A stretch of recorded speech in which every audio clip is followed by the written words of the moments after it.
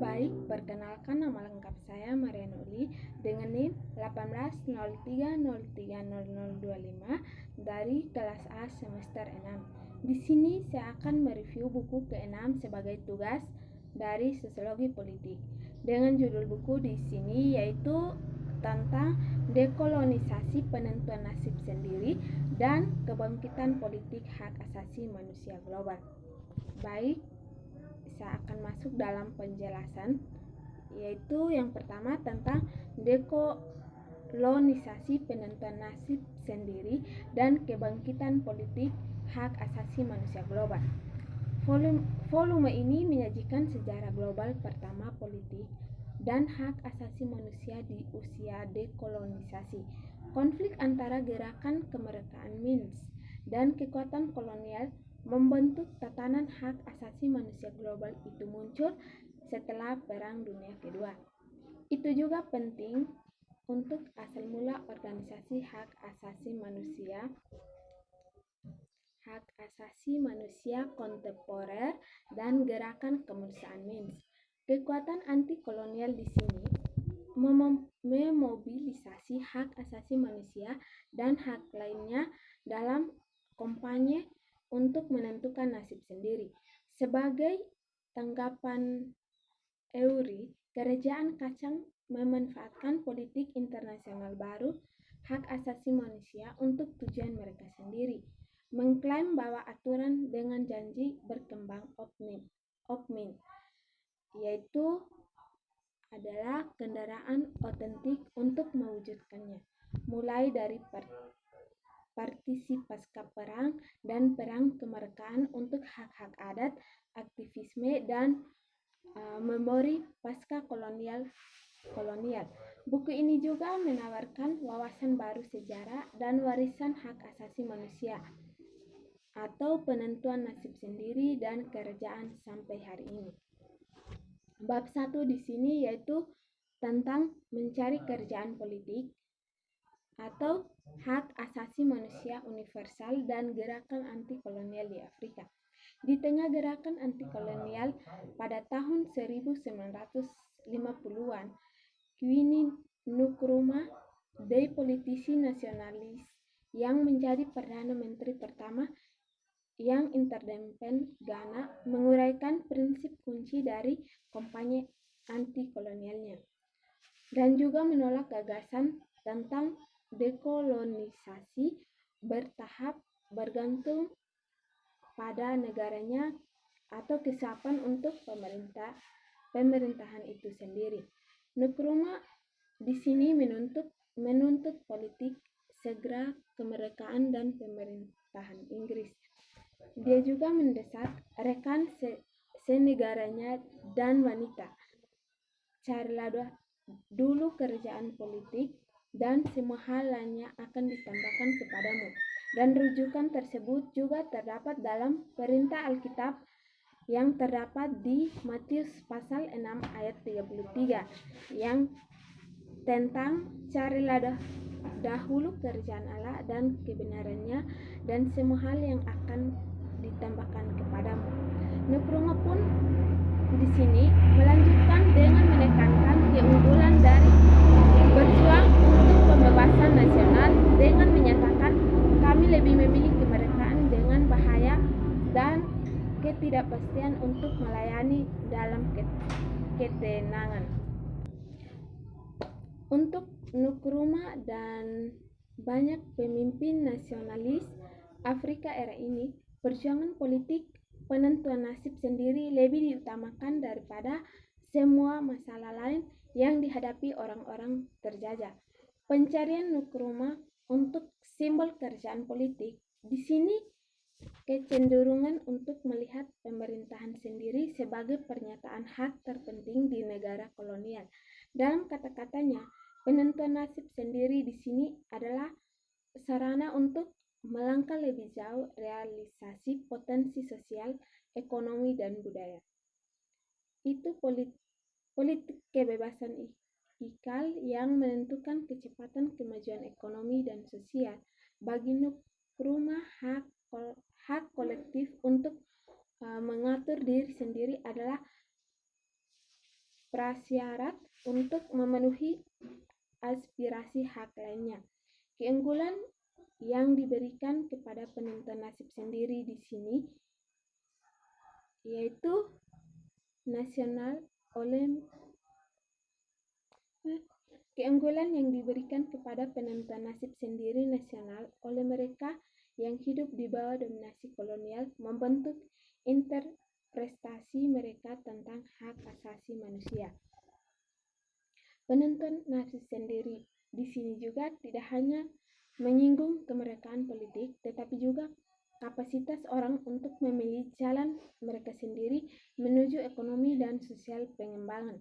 Untuk para pemimpin nasionalis di sini, Afrika saat ini, kolektif kebebasan politik adalah hal yang paling mendasar. Ketika berbicara tentang kebebasan di sini, ada banyak hal yang dapat diperbincangkan, terutama kebebasan nasional dan kesejahteraan ekonomi dan sosial kolektif lebih diutamakan daripada kebebasan sipil individu.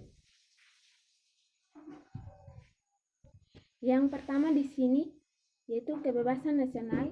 Di sini diartikan sebagai kemampuan warga Tanzania menentukan masa depan mereka sendiri dan mengatur diri mereka sendiri tanpa campur tangan dari non-Tanzania.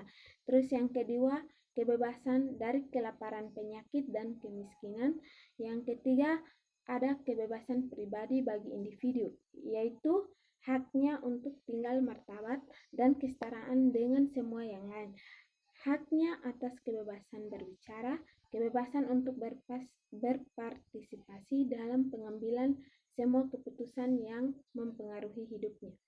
Pengaturan kebebasan ini juga memprioritaskan hak kolektif untuk tekad atas kebebasan individu, sangat kontras dengan pemesanan hak asasi manusia universal pada saat pertengahan abad ke-20 awal di Perserikatan Bangsa-Bangsa.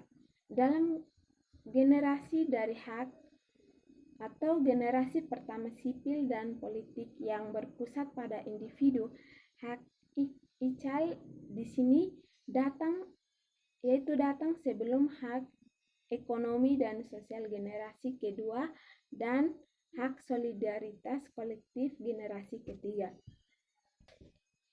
Yang berikut tentang titik balik dan momen terobosan. Beasiswa hak asasi manusia di sini telah dikritik karena terobsesi dengan gagasan momen terobosan dan kurang memperhatikan sejarah proses dan tren dari waktu ke waktu. Memang tampaknya beasiswa baru-baru ini berkumpul di sekitar dan mengidentifikasi momen mani dan titik balik dari pengembangan hak asasi manusia. Perdebatan penting telah mengikuti hak asasi manusia silsilah dan asal intelektual dan politik hak sebagai gagasan, wacana, dan gerakan. Minat juga di sini berpusat pada bagaimana menafsirkan sejarah perkembangan hak asasi manusia, baik itu dalam perkembangannya, kontinuitas atau ruptur. Sejarah hak asasi manusia transisional baru memiliki menantang narasi buku teks besar sebelumnya tentang hak asasi manusia yang statusnya sebagai kebenaran yang tidak terbantahkan atau bertumpu pada pengulangan tanpa akhir. Sebagian besar ini narasi besar teologis menelusuri sejarah hak asasi manusia yang berjalan mulus melalui acara-acara penting. Kritik kunci dari narasi ini adalah bahwa mereka hampir secara eksklusif didasarkan pada peristiwa yang terjadi di dalam batas-batas dunia Eropa.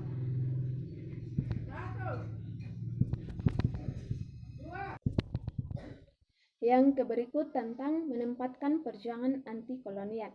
Sejarah Afrika di sini lama diperlakukan sebagai catatan kaki dalam hak asasi manusia global dan juga mendapatkan lebih banyak perhatian dalam historiografi yang sedang berkembang. Namun, menilai tempat anti-kolonialisme di dunia manusia cerita tentang hak terus dipersulit oleh dua faktor, yaitu faktor yang pertama di sini yaitu harus dilakukan dengan dominasi atau pemahaman hegemonik eurosentris hak asasi manusia yang mendasari sebagian besar historiografi hak asasi manusia. Terus faktor yang kedua di sini yaitu berkaitan dengan sumber dan metode yang disukai oleh sejarawan dan membangun sejarah hak asasi manusia. Hak asasi manusia di sini juga mencakup seperangkat nilai-nilai yang paling penting secara historis adalah gagasan tentang martabat manusia, kebebasan, dan kesetaraan.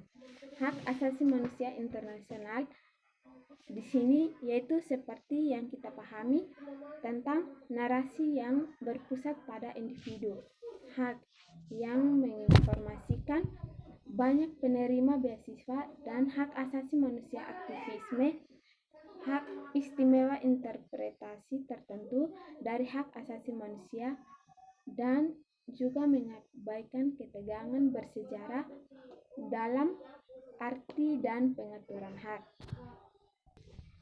Di Afrika Nasional dan aktivitas anti-kolonial di sini mengartikulasikan visi alternatif manusia hak yang mengutamakan hak kolektif masyarakat untuk menentukan nasib sendiri atas kebebasan individu yang dikabutkan.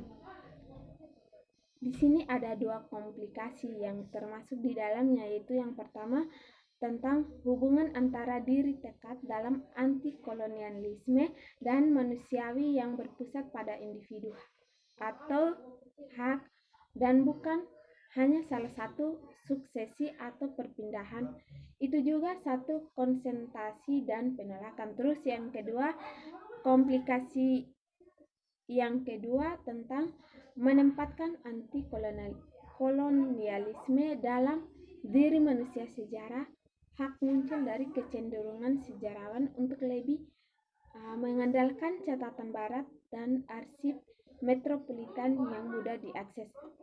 Meskipun di sini pengakuan bahwa sejarah hak asasi manusia internasional tidak dapat ditulis dari sumber yang secara eksklusif dan sempit terbatas pada barat pemikir dan pemikir, kisah HAM telah dikonstruksikan sebagai cerita yang lebih berat daripada manfaat catatan sejarah penuh.